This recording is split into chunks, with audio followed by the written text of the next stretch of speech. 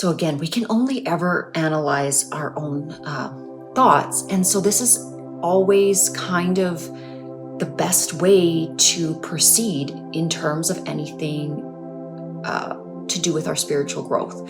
Now, where it becomes a little bit tricky is that if we are not, or if we have not taken the time to really create a stable infrastructure within our own thought matrix, then we run the risk of, getting into uncharted territory or uncharted waters, so to speak. But again, that's the journey to Earth. We don't know who we are. We don't know why we're here. We just have a body. We're living a life. We're trying to analyze ourselves, society, our nuclear family, our societal family, a myriad of ideologies across the different nations of this world. It's a confusing, sometimes difficult labyrinth to navigate. And so, what I suggest is to first really create a stronghold in one's own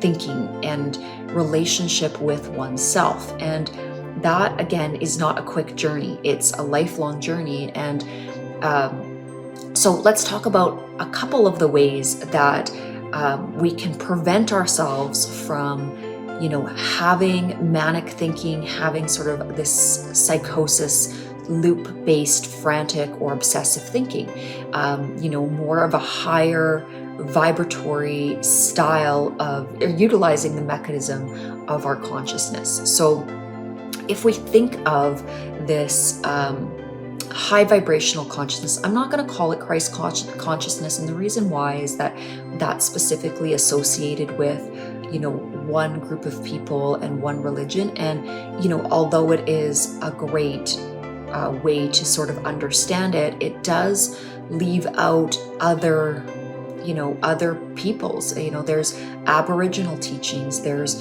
different religions across the world, and anytime that we're leaving anyone out, it means that we are creating division, and it means that we are separating ourselves from another group, and that is not the highest calibration of how we can think about our relationship to others. So again, really focusing on meditating.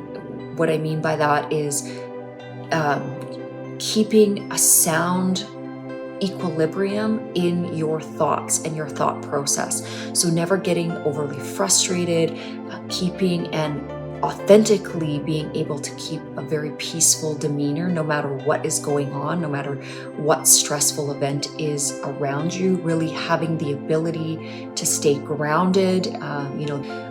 Those organizations have amazing benefits. It's the community, the camaraderie, the family aspect. So I am not suggesting by any means that you turn away from those collective human spaces, because they are also very beautiful expressions of where we can share information. So again, I am not anti-church. I'm not against any book. I read all different spiritual books, and I find beautiful wisdom within each. I have at times within churches that I've attended found a teaching that we can't pick and choose what we want to articulate from a holy book. But the problem with that kind of a sermon is that the very person that is giving the sermon is giving it from their vantage point of a certain only personal ideology. So they're already picking and choosing. They're already delivering the information from the lens of that particular teacher. And I've never experienced any individual teaching the same curriculum exactly the same way. I mean, I own schools. I've seen my many teachers teach what is written, the same curriculum, and it always comes out a little bit different. The spin is always a little bit different. And that's going to be the same of individuals, pastors, preachers, anybody that's, with the church. They're going to be teaching things from, their own vantage point as well. They're going to be adding their own humor. They're going to be layering it with their own personality. So, we have been given very articulate minds. We're given this kind of consciousness so that we can decide right from wrong. And, the most correct or the most undistorted vantage point is always that of unconditional love and nothing that divides us. And that's a very simple principle. You don't need pages and pages to explain that principle. It's just come from a state of love and compassion and kindness and grace and mercy. And that's, and humility. So you never want to take from others. You never want to be giving the information that you're giving for an ulterior motive or for personal gain. You don't need a fancy building to teach light and love and compassion and mercy. You can teach it in the middle of a field, and the information is just as good, if not better, because again, it's just undistilled. It's just exactly what it is without the constructs of too many other encumbrances around it. And I'm not attacking, I'm not saying that any infrastructure or any organization or group is not good. I think they're all good in the goodness that they can provide, in the community and love and support that they can provide. And where they become dysfunctional or distorted is when they start teaching or projecting a message of division or a message of attack in any way on any other life form. And it's really just that simple. So then I want to kind of go into what the thinking would be of a more distorted nature or a lower vibrational frequency. And I'm going to use the term Antichrist. I don't like that term. I think it is very heavily weighted with a presumptive motives for attack. So again, it is a Christian term. It's something that I don't feel, I don't know. I don't want to really analyze it because again, I'm not in a position to analyze it in that way. I just want to say that these are some of the ways that a lower calibration of any type of thinking would really express themselves. And if we can think about that, and if we can monitor and be in charge of our own behavior at all time, and really monitor our own thoughts, feelings, actions, deeds, words, expressions, creations, that's going to be our journey here. And that's also our way of beautifully teaching others, is to lead by example, but to expect nothing. That leadership should never expect a reward from it. That type of teaching is going to be the highest calibration of unconditional love, when you need nothing, when you are just giving information and then also stating that the information you're giving is ever evolving. So you will never know the absolute truth, because things are always in flux. Impermanence and motion and vibration and wave patterns are the very building blocks of our universe. So, knowing that as a foundational base of your teaching, you know that everything is always evolving. And, sometimes it's evolving and then contracting, but there's never any really static state of thought forms and beingness. So if we're going to go into the teachings or what we want to avoid for some of those lower thought forms, it would be anything that would really be precipitated by greed or by a reason to want to collect massive amounts of wealth for oneself. You are in charge of resources that are being utilized to help the collective and to help others. And some associations, charities are really, really good at this, and some are not so good at this.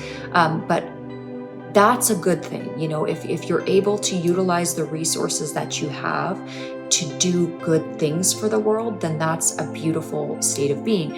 If you are gathering mass amounts of resources to just have them for yourself and to not share them with others, and to also in and of that prevent the success of others, so as you gain a lot of this wealth, you also layer it with strategies to stamp out the competition or prevent others' success, then that is not going to be a very high vibrational way of existing. Okay, that's not the way that nature is able to be so sustainable. We want to be utilizing a collective projection of what we are and always helping others as best we can. Of course, we have to help ourselves first, in the sense that if we're ill or we're not feeling well, or our bodies aren't doing well in terms of an illness, then of course we can't give everything away in that standpoint. We have to make sure we're healthy and strong before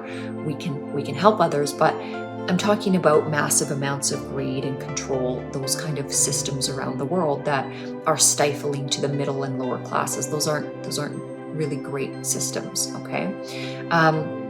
And anytime that we are jealous of others, so when there's an aspect of jealousy or a projection of that kind of negative thought form onto others, and not really glorifying their success and their accomplishments, again, that's a distortion and a darkness within our own being, and that can lead an individual to do some not so nice things in the world. So anytime we're living in that state, we want to really try to rise above it, identify those thoughts, and try to reconfigure them, try to rise to a better level, a different level. Judgment would be another one. Really, we never know all the pieces. We never know the whole story of the lives of others. So really not sitting in judgment of them.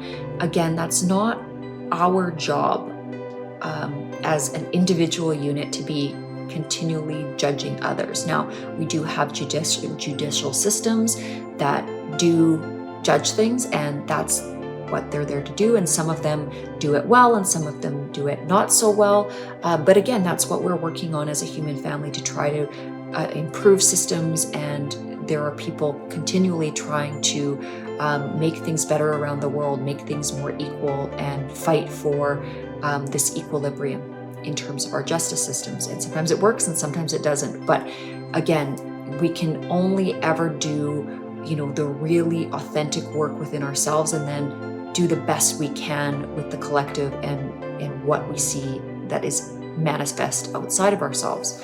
Now, some of the other thought forms that would go against a really high vibrational expression of one's beingness, things like attack, condemnation, violence. Anytime we have these kind of thoughts within ourselves, and they can be against others, so they can be externalized.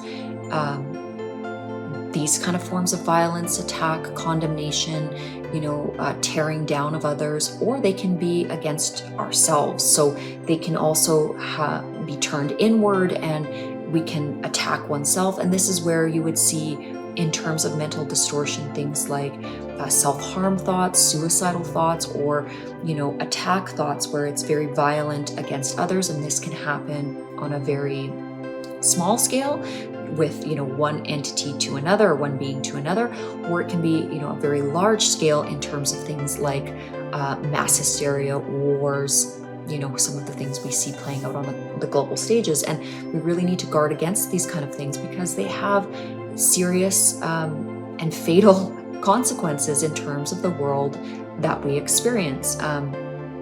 Another distortion of consciousness would obviously be any kind of, I'm going to say, lustful thoughts, or hyper sexualized thought forms. And again, I want to be careful with these teachings, because again, I'm not stating that we're not meant to procreate, and we're not meant to have these kind of urges and feelings and that kind of thing. But where it becomes a slippery slope is when it's not, the exchange isn't sacred. It's not when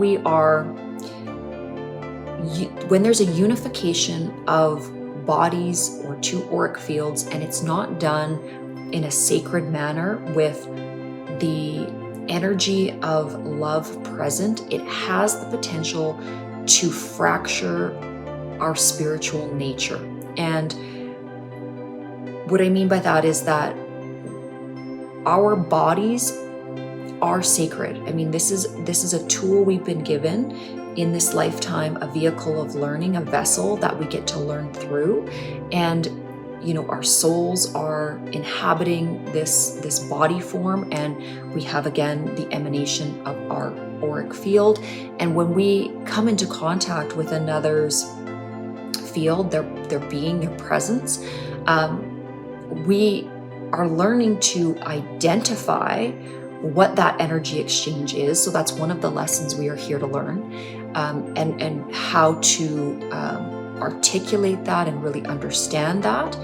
And so that, that's a good use of understanding what the body system is, the mechanism, what it should be used for. But also, especially in this modern era of hyper sexualization of bodies, you can find, or individuals can find, their consciousness will descend to the lower centers, the more primal centers, very easily. And this is often done through the mechanism or the thought forms of the flesh or of the body. Okay, and I've seen it play out in individuals, again, where they can kind of get trapped in the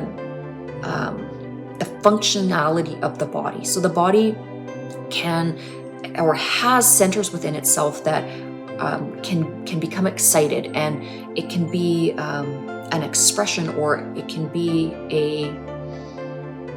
I'm trying to find the right words. It can be an experience that one has in their daily experiential beingness.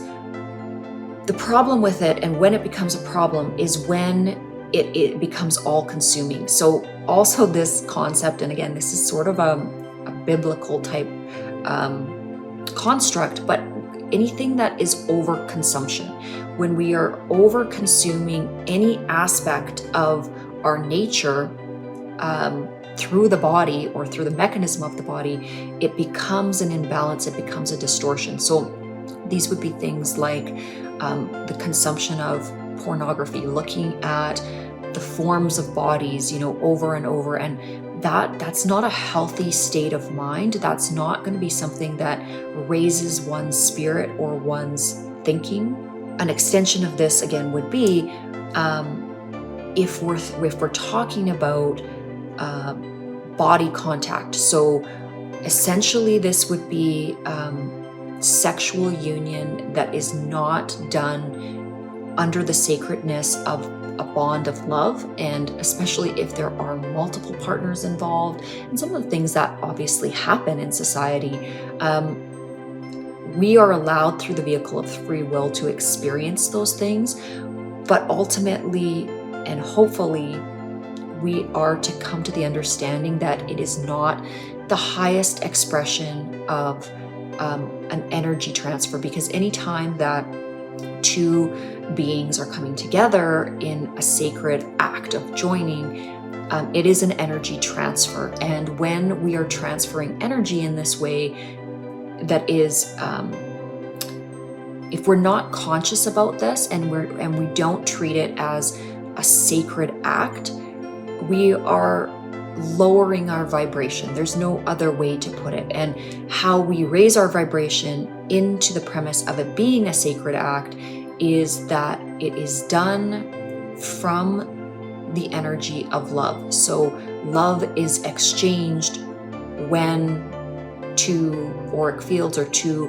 body systems are coming in contact. And I mean, I guess this is a very unromantic way to teach it, but I'm trying to teach it in a fundamental way that is, again, just easy to understand. Okay, so let's go to obsession and overconsumption and anything that leads us into a tailspin, because again, this is that lower vibrational fear-based thinking that can take us away from that very high calibrating way of being, or this peace that we want to achieve. And So things like compulsive gambling, things like overeating, or really, wanting to take too much into one's body, over shopping, overspending, really having this mechanism within oneself for a tremendous amount of greed or wealth accumulation. These are all spin-offs of an unsustainable nature. It's overconsumption. And unfortunately, as we can see, humans are really struggling with this pervasive nature of overconsumption or hyper consumerism. And again, it's just a distorted thought patterning that is happening throughout our cultures, or throughout society, is this desire for more and more and more and more. But we will eventually realize that the more never brings us to a higher spiritual plane. It doesn't elevate us. It actually encumbers us. The more we get, the more stress we have, the more we have to manage, the more we have to worry that others are going to take things from us. So it's not always, it's a lesson. That's all I'm going to say. It's one of the lessons that we have to learn. And then again, the lesson of humility. Okay, so being as humble as one can be and not needing to put oneself above others. And this is really difficult for the ego. This is really difficult, again, in the world of social media, because it's always about followers and who's listening to us and who's liking us, and where we're sitting in the game of vanity, essentially. And again, too, even with the beauty industry, it's going to be this mechanism of continually wanting to express in this beautiful form, but not really paying attention to that inner world, because again, everything is impermanent. So if we over-identify with the body, we're on a really slippery slope. We're really betting on the wrong horse in terms of the dissemination of our life's path. We need to cultivate the things within, the things that bring us joy, helping others, our hobbies, our creative outlets. These are the things that will transcend a youthful body and really help to solidify one's spirit into a higher vibrational expression of oneself and the life that we're seeing that manifests.